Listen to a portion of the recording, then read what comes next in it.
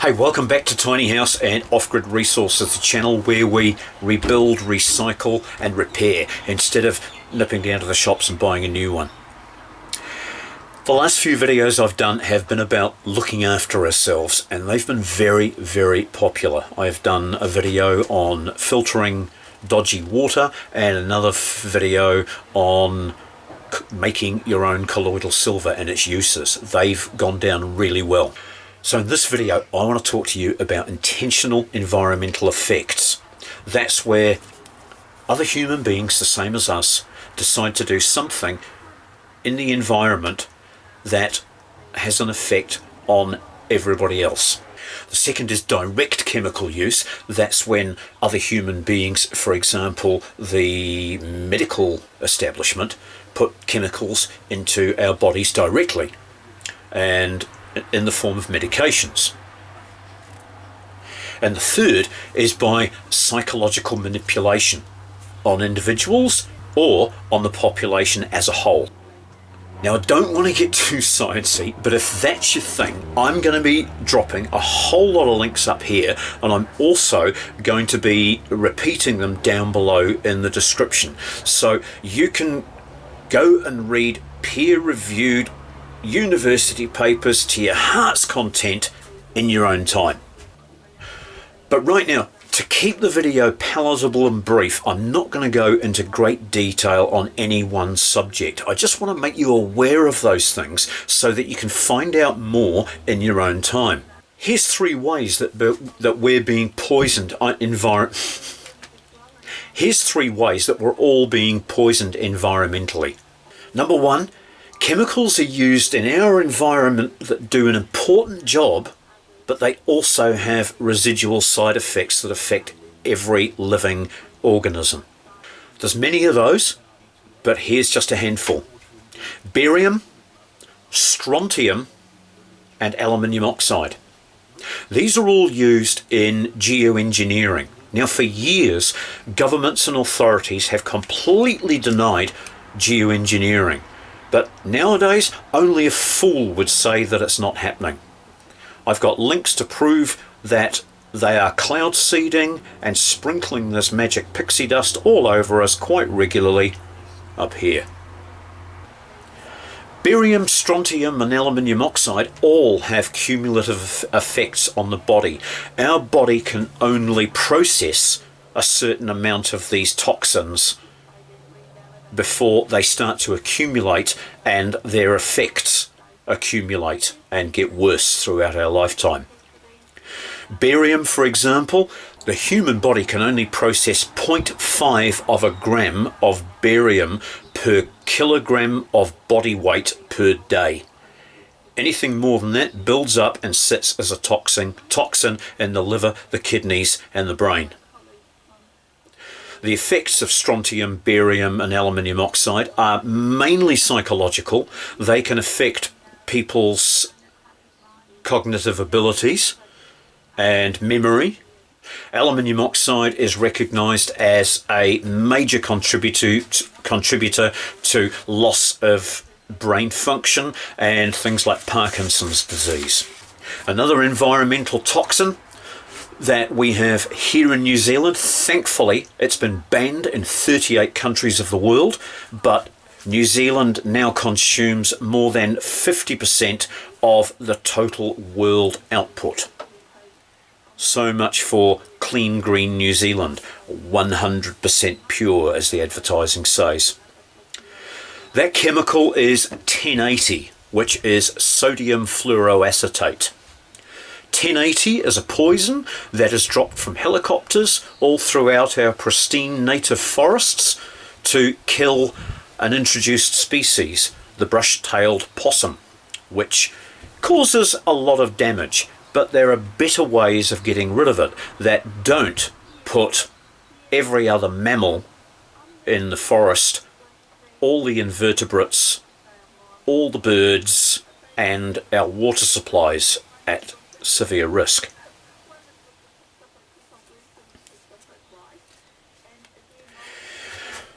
Roundup, Monsanto's 40-year-old flagship of environmental destruction, Monsanto contains glyphosate. Glyphosate has been proven to cause cancer and kidney damage.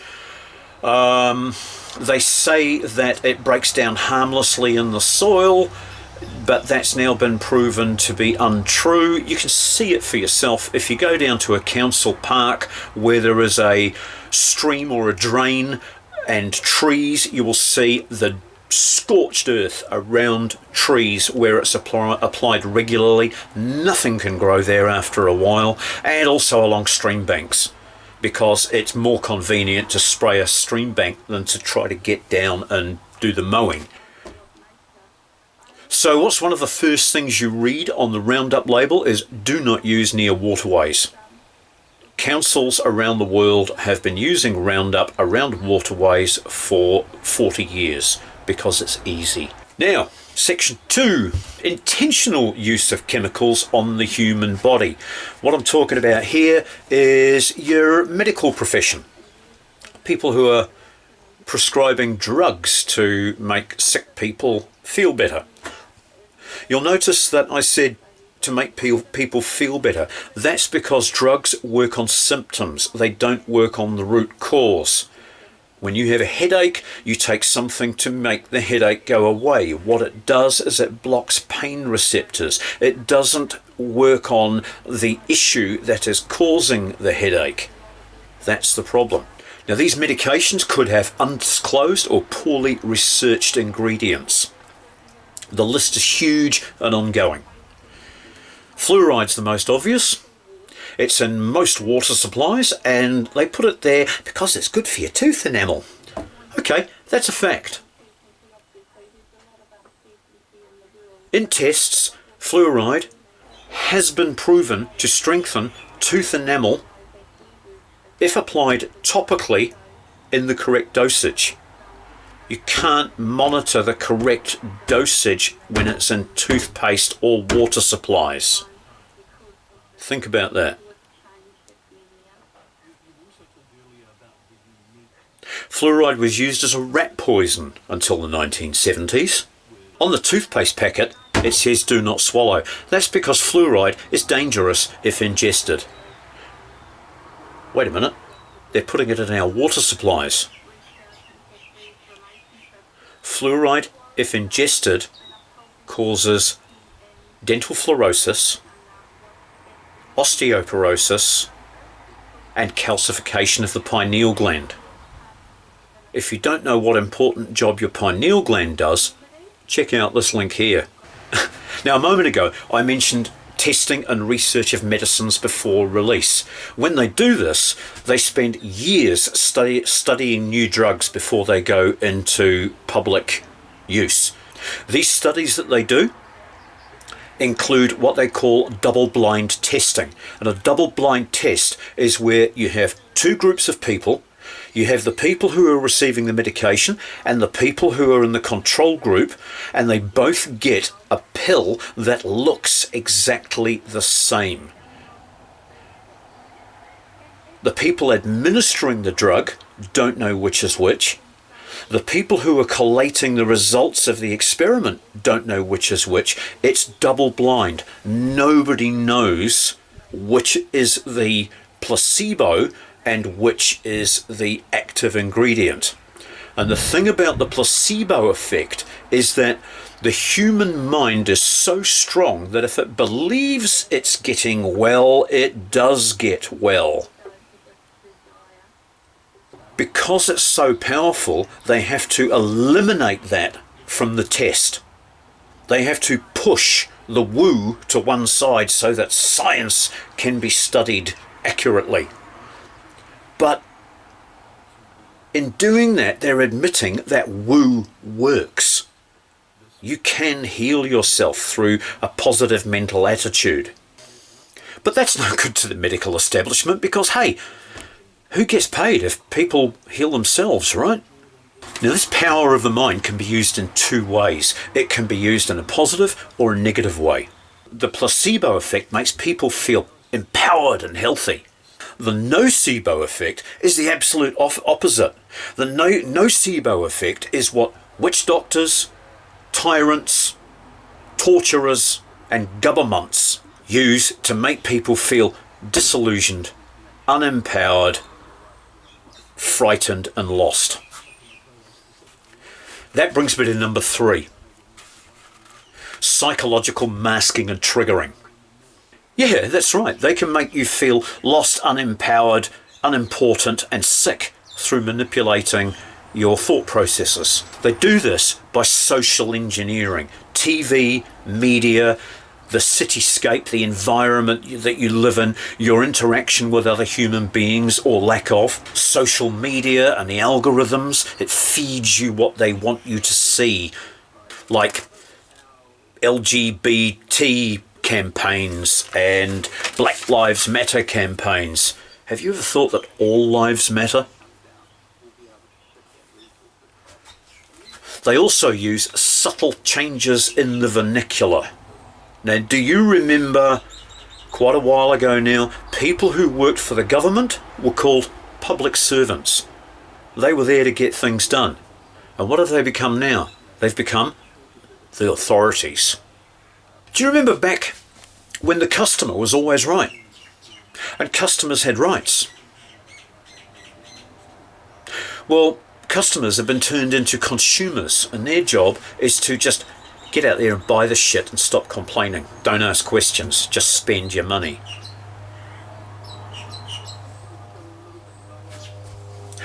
I remember when I entered the workforce, we had a personnel manager.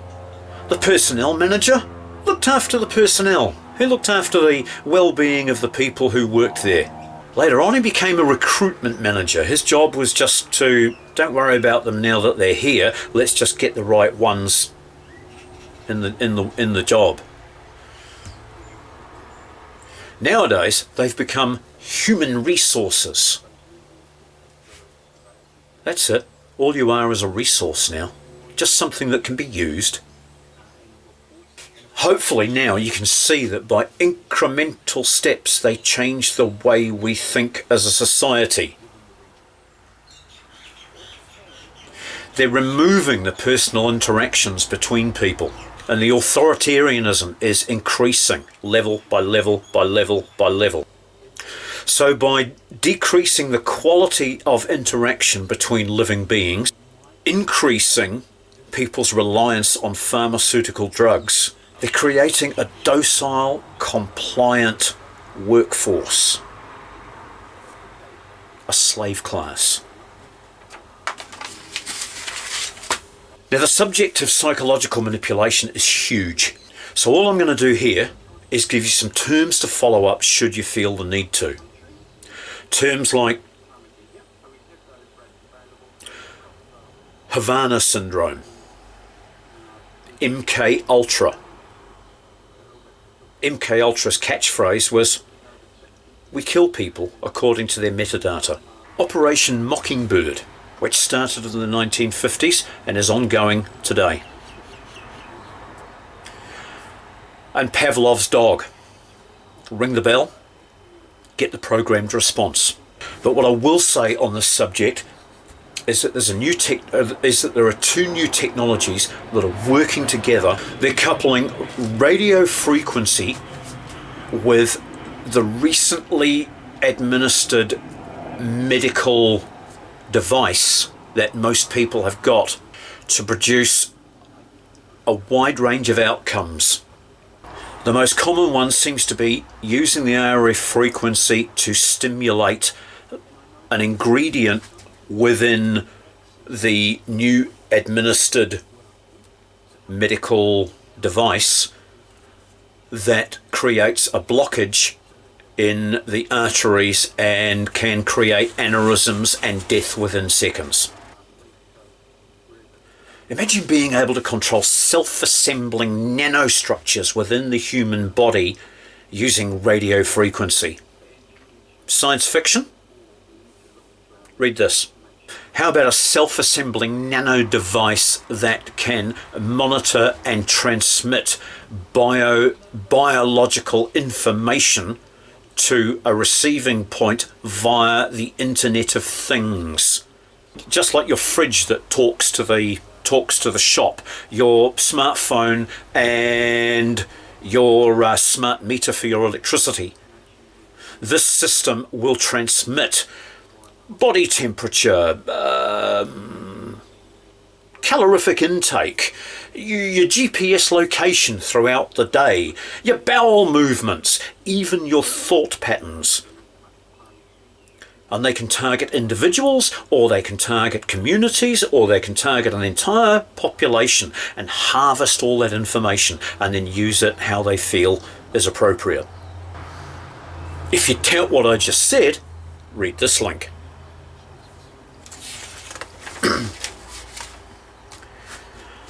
Psychological formatting is a bit of a buzzword.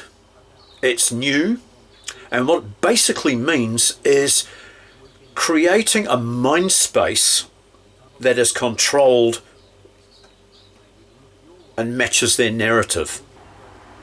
The general population are exposed to a range of stimuli, both socially and intellectually, that will guide them towards a certain mindset that's predictable, benign, and controllable. This has been a goal of theirs for decades. They need a compliant, easy to control workforce, and not much else. They're doing this on many, many levels. They're creating a dependence on pharmaceutical drugs, they're creating a dependence on social acceptance, and they're creating a dependence on authoritative figures.